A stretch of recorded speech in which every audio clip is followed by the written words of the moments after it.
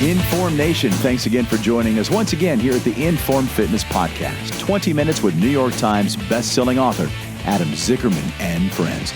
I'm Tim Edwards with the Inbound Podcasting Network and a client of InForm Fitness, joined as always by Sheila Melody, the co-owner and general manager of the Burbank location, and from the Manhattan location in New York City, headquarters for the InForm Fitness empire, general manager Mike Rogers, and the founder of InForm Fitness, Adam Zickerman.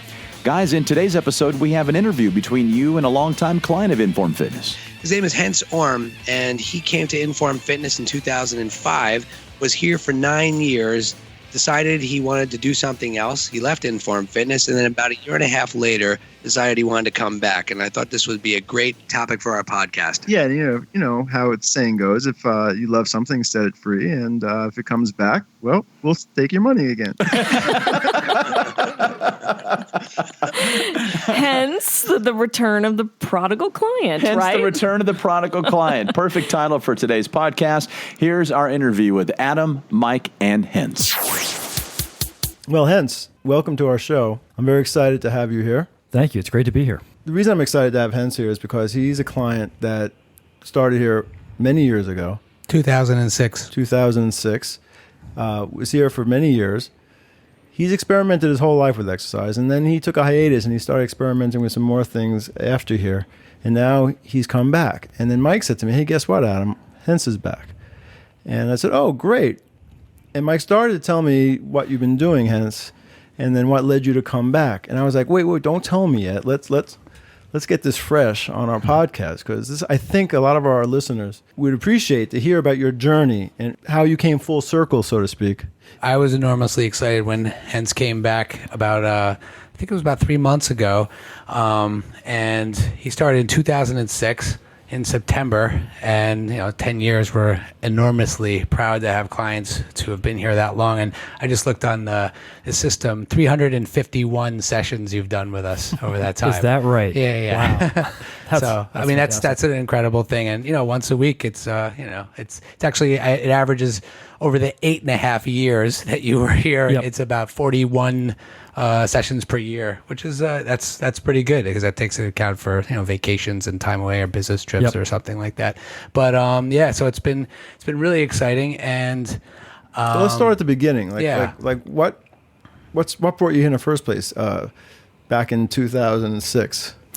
Sure. I think to start off with, Adam's right that I've been interested in exercise and fitness and health for a very long time, and have been training since I was a teenager, mostly weightlifting and running, and along the way have done a fair amount of reading and research, and going back to 2006. At that point in time, I was doing a lot of running, or at least a lot of running for me. Somewhere in the range of 25 to 35 miles a week. And I had ramped up to that level pretty quickly.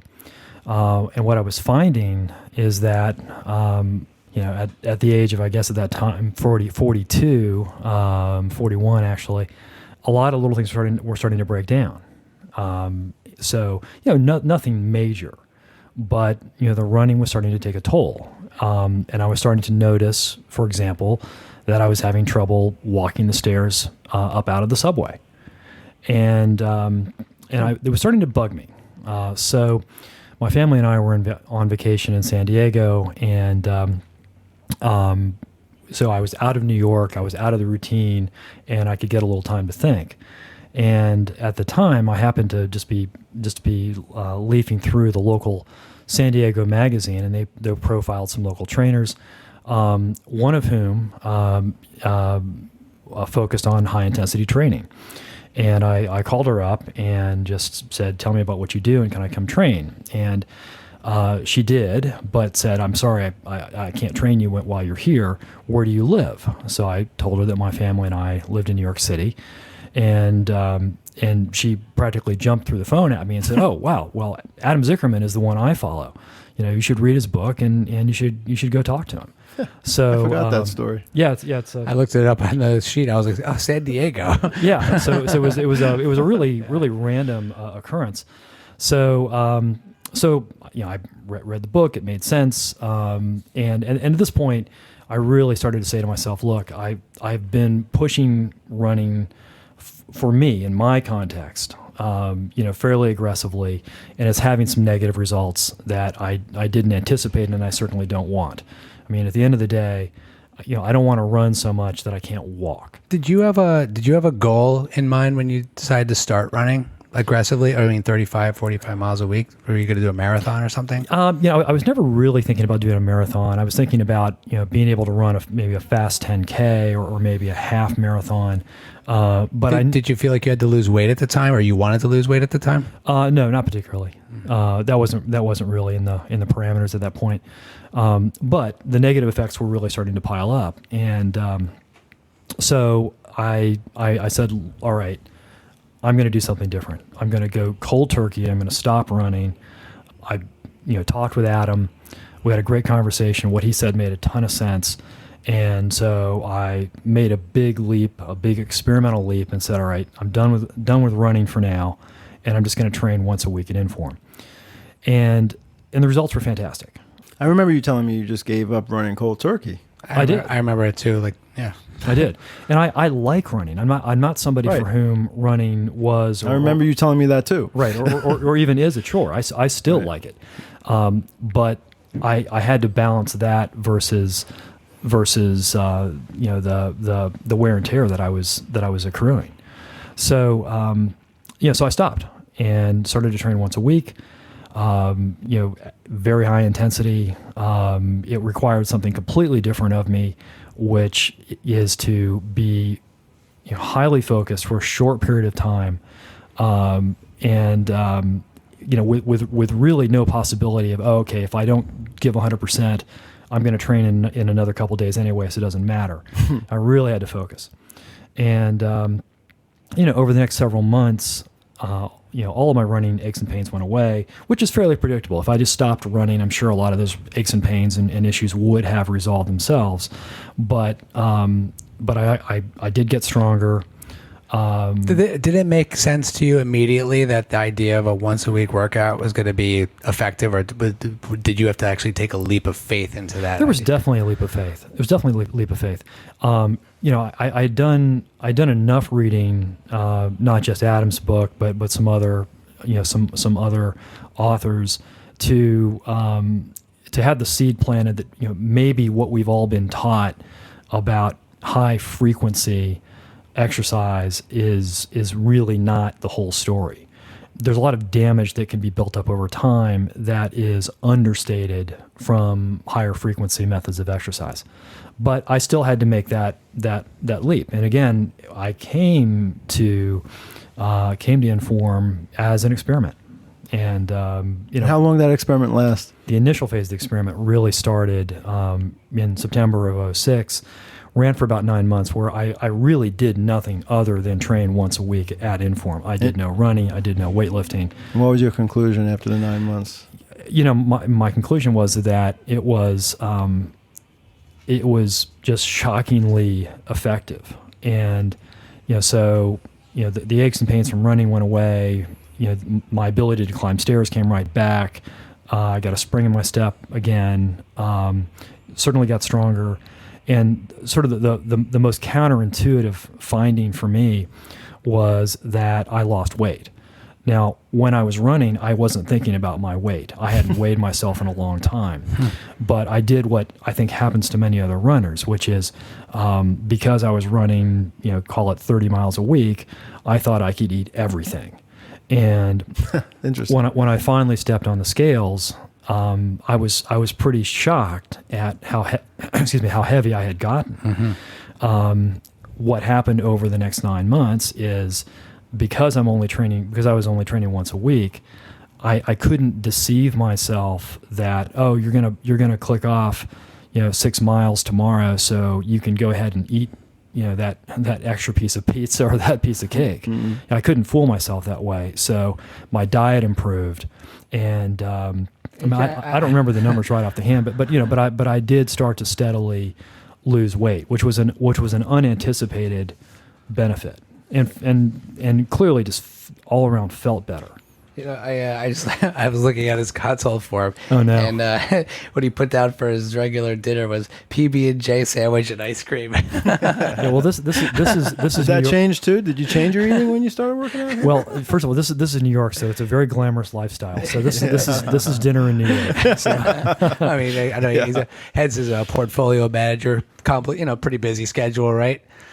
Pretty busy. Yeah. And I mean, not unlike most people. Yeah. But yeah, so it was pretty exotic and elaborate meals. I know. But no, I mean, certainly my diet changed, and it's. I mean, I attribute it to finally, in my early 40s, coming to understand that you cannot out-train a bad diet, and by decreasing the frequency of training. Again, I just couldn't deceive myself that I could just eat all I wanted. So that was an unanticipated benefit of moving to a high frequency or a high intensity, low frequency form of training. Okay, so you had the 9-month experiment, and then you were here for many years after that. So the experiment was over. You kind of were convinced, and you stuck this out. And you did it for once or twice a week. So I'm dying to know. So when you left, what'd you do? Well, so, I didn't just say, I'm out. Right. I had continued to do a fair amount of reading and research. What I really was doing was experimenting with something else. So, reading McGuff, very helpful, learned a lot. I also started to read, some of what people have been writing about regular old school weightlifting, the power lifts, deadlift, back squat, bench press. And I thought their claims were interesting that you can. You're talking free weights? All free weights? Exactly. Yeah. Free. So, so Olympic bars. And I thought the claims of the school of thought were interesting, that these exercises are very functional. And if you think about it, there really is in life very, very, very little that doesn't revolve around either a squat or a deadlift or an overhead press or a bench press in one way or another. And so I thought, well, this is interesting. And it seems to make some sense. Going in, I thought there were some issues that I would have difficulty with, such as barbell on your back or lifting a barbell off the ground. And there's also just the time involved because this method of exercise, the free weight training method of exercise, does demand several days a week.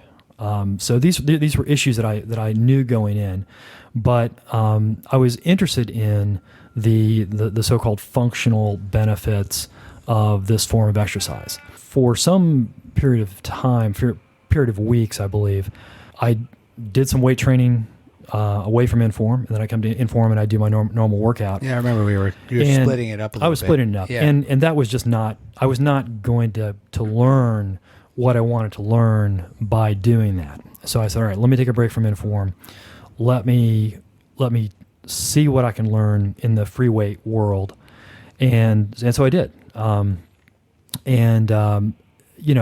I was cognizant of the risks. So, I made sure to learn how to do the more dangerous exercises the right way. Really did invest quite a bit of time. You remember, I didn't even discourage Hence. I loved our conversations. I loved the exploration. It really forced me to even evaluate and think about all the other ways of doing things. And I remember just encouraging you just to be very mindful of what you're doing in regards to range of motion. And because I remember when we were working together and you were doing your workouts independently and then coming into InForm, and you were showing me how you were doing some squats with weights and you were going really deep into it. And I remember I said I'd be very careful about going that far down, like almost all where his butt was below the level of his knees, like sumo wrestler low. Yeah, really. And I was like, listen, I need you to be really mindful about doing that because it could be, you're going to an extreme range of motion with a lot of resistance, and those are usually what causes those breaking points. Yeah, it's hard to bite your tongue because when you hear somebody say they're going to do a dangerous exercise safely, that's like, to me, you know what I hear when I hear that? When someone says that, to me, it's like saying, I'm going to play Russian roulette safely. There is no safe way to play Russian roulette. You are eventually or could eventually get hurt. And regardless of how careful you are, only because the nature of, let's say, a barbell squat is you have this long lever with weights at the end of it being supported by a structure, a skeletal structure, a spine in particular, that if you torque to the left or the right a little bit too much, it's all over. And it's just hard to defend against that long term. You can get away with that. So there's no reason to do it if you can get the same effect of an exercise like that from a leg press or something where you don't take those kind of spinal risks. But I'm digressing. Right. Well, so what I found from switching over to free weights was that the exercises are very effective. I felt like I definitely got stronger, in some really basic movements. I learned how to squat, I think, about as safely as one can, and learned how to deadlift actually quite safely.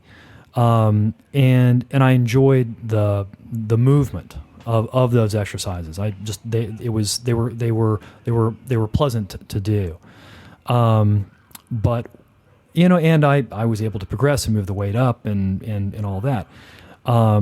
But over a period of, I guess it was about a total of 18 months, I got to the point where I had gotten more capable of lifting heavier weight, but to the point where I really believed that I was starting to get to a tipping point where, I'd gotten stronger, and yes, my technique was pretty good, but if I were going to get stronger from there, I was going to be taking some risks.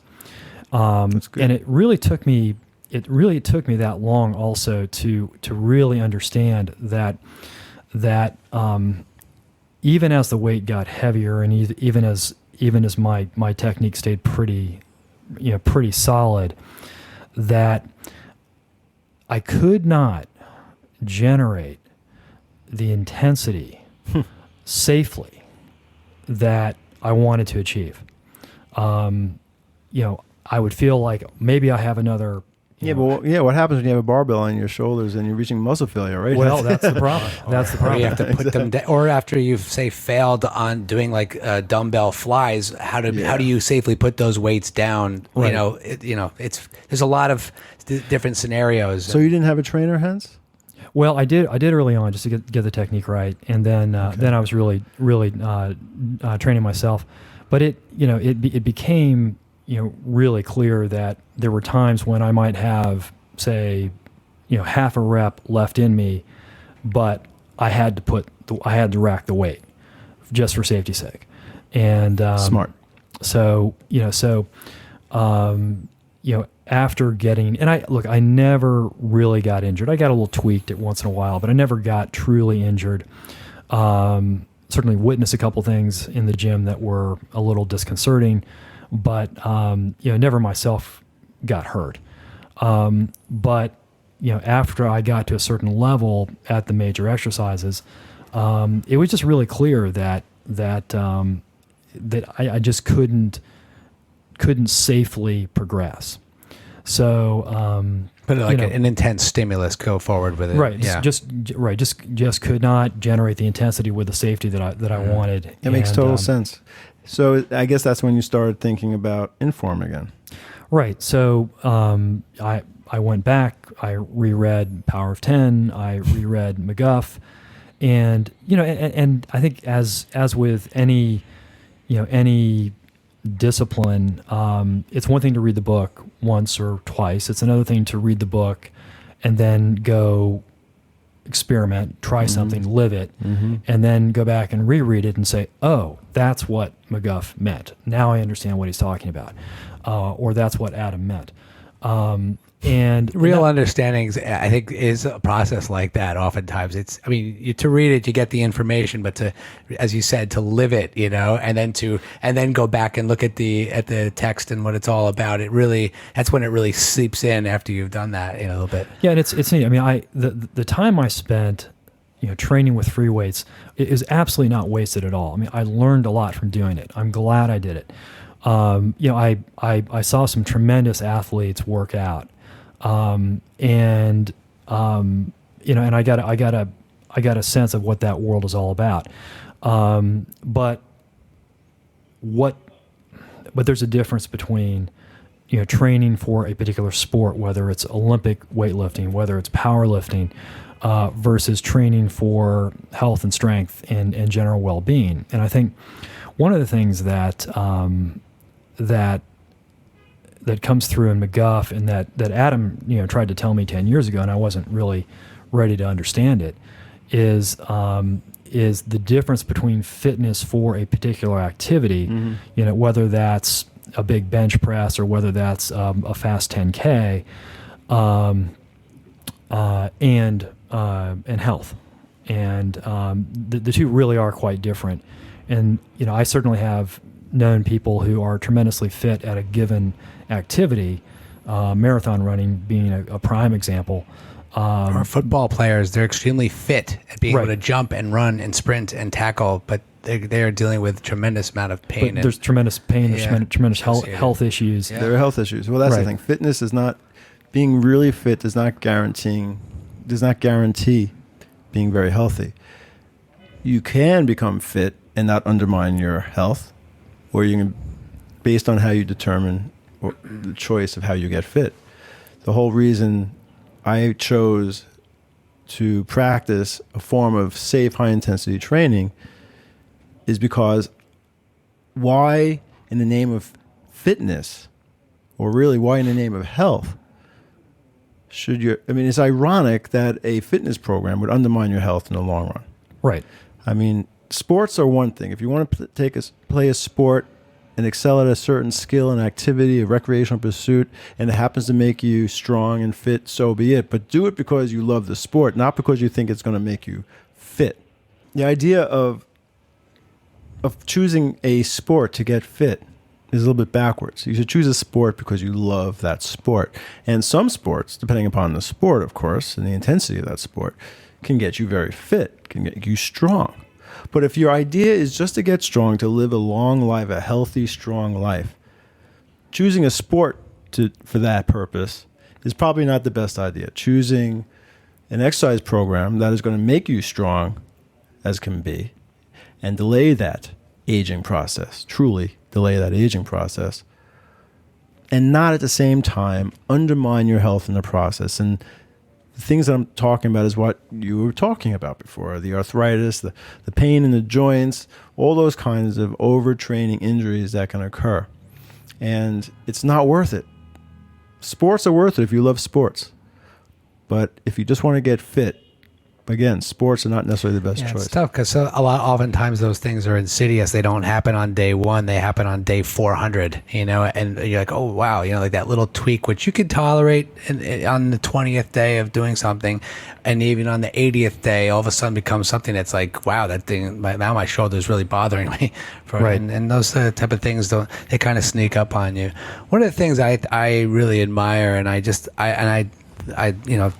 try to continue to apply it to my life as a trainer and everything is the idea to explore and to try things out. I feel like that's how how even Power of 10 evolved, is by seeing what else is out there, exploring it. You obviously want to have a good head on your shoulders and make sure that you're trying to take, relative precautions and just reasonable sense over whatever you're trying to do. Going back to Power of 10, you can achieve the intensity. We know that an intense stimulus on the muscle is what really makes the adaptation a meaningful adaptation. And if you could do that in a safe way, then why wouldn't you try? Way. Yeah, right. I think the whether it's running, whether it's the weightlifting, both of which I've experimented with to quite an extent. they don't generate the intensity that we get through this form of exercise.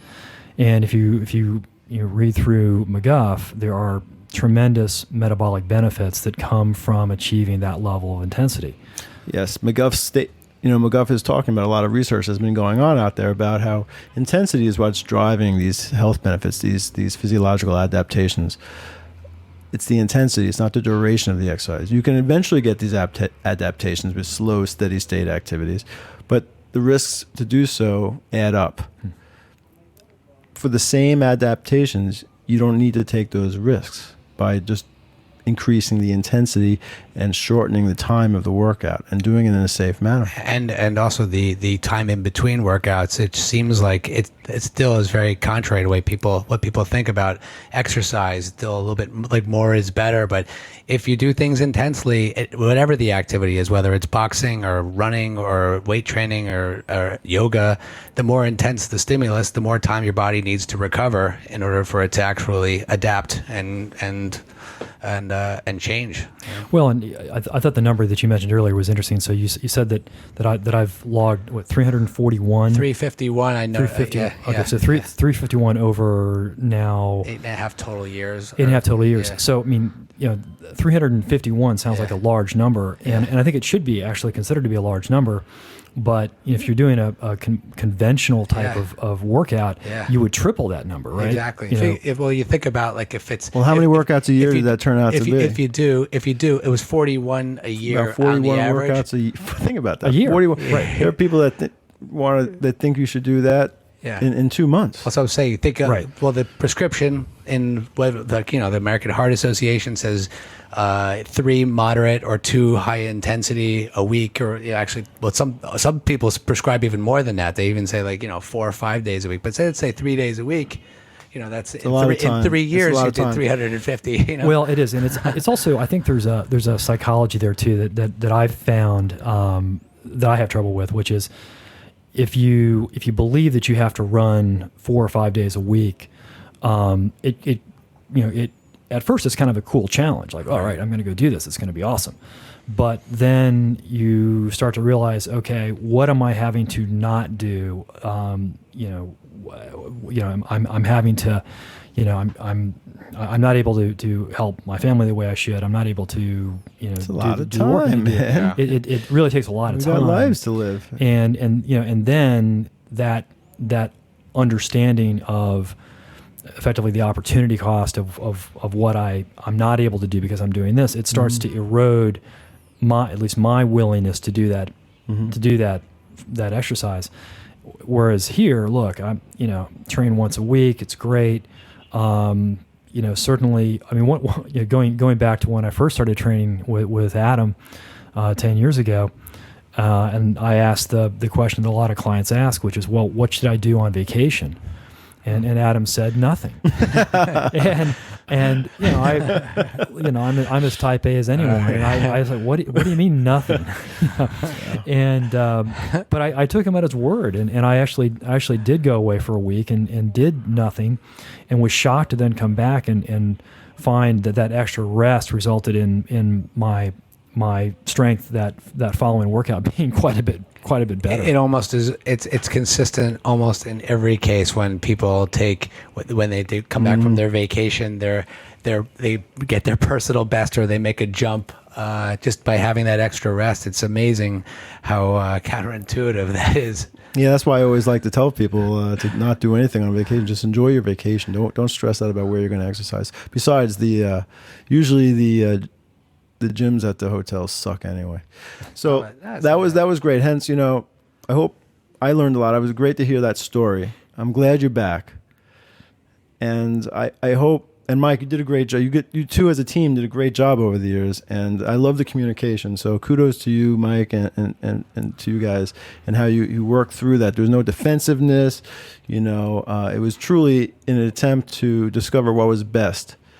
And it's a great story. And I hope for those listening out there, whether you exercise all the time and used to do what Hence does, or want to experiment with free weights, or want to realize that maybe less is more, There's something for everybody in this, I think. So thank you very much, Hence, for joining us. Adam, thank you.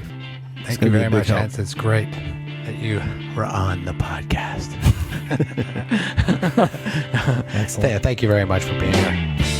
Many thanks to InForm Nation member Hence Ohrm for joining us here on the podcast. Welcome back, Hence. If you've been listening to the podcast for some time now and haven't yet made the jump to set up a consultation at an InForm Fitness location nearest you, why don't you bounce on over to informfitness.com. At the time of this recording, we have locations in Manhattan, Port Washington, Denville, Burbank, Boulder, Leesburg, and Reston.